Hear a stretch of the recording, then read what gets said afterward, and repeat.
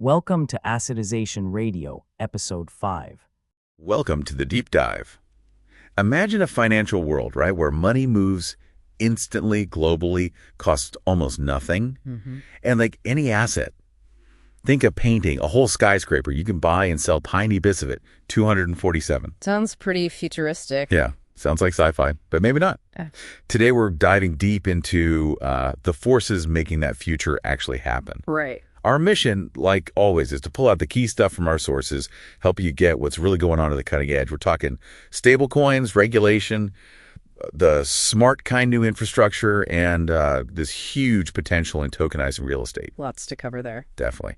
And speaking of the future hitting now, there's some big news. Circle, the USDC issuer, they went public June 5th. Oh, yeah, I saw that. Huge deal. Huge. Raised over $1.1 billion. Yeah. Stock price tripled almost immediately. Wow. It's more than just money, though. It feels like a statement, that regulated digital currencies are, well, they're here. Mainstream finance. It definitely sends a signal. Yeah. Validation. But it's not totally straightforward. Some analysts, like Shane Molidor, are saying Circle's model kind of looks like a bank's NIM model.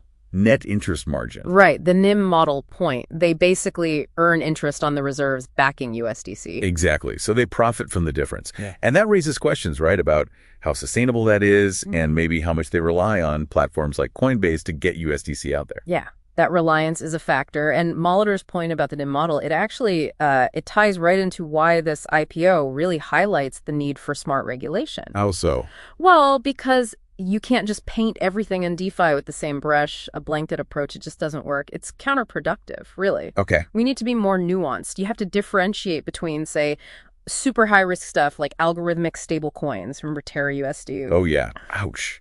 $45 billion gone.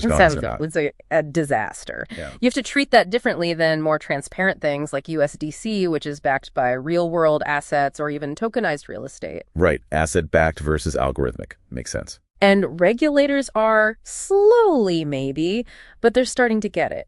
There's this idea of regulating the businesses, not the public good protocols. Meaning focus on the companies issuing the tokens, not the underlying tech itself. Precisely. Focus on the entities, the issuers, the managers, not the open source code that, anyone can build on. We even saw the SEC pull back some controversial DeFi rules recently. That feels like a step in that direction. Find ways to keep things safe without killing innovation. Okay, so the regulation side is adapting. Meanwhile, it looks like the private sector is just charging ahead on making this stuff easier to use. Oh, for sure. Like payments, Giant Stripe, they've made some pretty big acquisitions. Privy and Bridge. Yeah, that's a power play. A very interesting combination. So Privy gives you embedded crypto wallets, right. like built right in. No need for users to figure out separate wallet apps. Should make getting started way easier. Huge for onboarding, yeah. Removes a major friction point. And then Bridge is the stablecoin on-off ramp.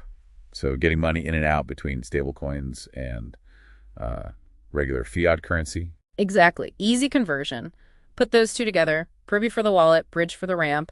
And Stripe has this, formidable stack. A formidable stack. Yeah. It sounds like they're building their own parallel payment system. That's basically it. They can enable USDC checkout for potentially millions of merchants, facilitate global payments using stablecoins that then settle back into fiat for the merchant. It, sidesteps the old, slow, expensive banking system. So payments get faster, cheaper, more global. What about assets? You mentioned tokenized real estate earlier. Right, and that's the other massive piece here. If payments are instant and global, why shouldn't assets be too? Real estate tokenization is it's revolutionary. How does it work practically? So instead of buying a whole building, you buy a token representing a small piece of it. It democratizes investment. Platforms like PropBase let people get in for maybe $500. $500 for a piece of property? That's different. Totally different. And it brings liquidity. You can trade these tokens 24/7 globally, just like crypto. Cuts down costs, makes a super illiquid asset class much more accessible. The potential sounds enormous. Are there projections on this? Oh, yeah. Real-world asset tokenization overall, some say it could top $10 trillion by 2030. $10 trillion. And real estate specifically. Maybe $4 trillion by 2035. There's huge investor demand. So what's the holdup? Well, the big challenge, particularly in the U.S. right now, is the legal side.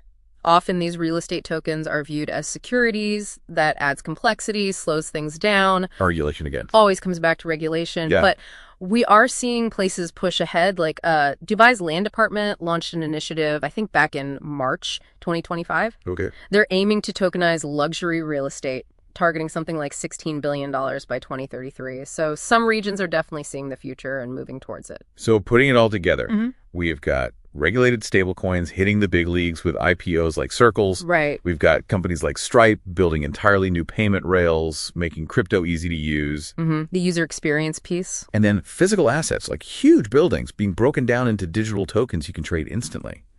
It's a fundamental shift. It really is. And maybe here's something for you, the listener, to chew on. Yeah. If assets can actually live on chain, if they can trade across borders with almost no friction, fusing our real world economy with these virtual markets, how does that fundamentally change what ownership even means?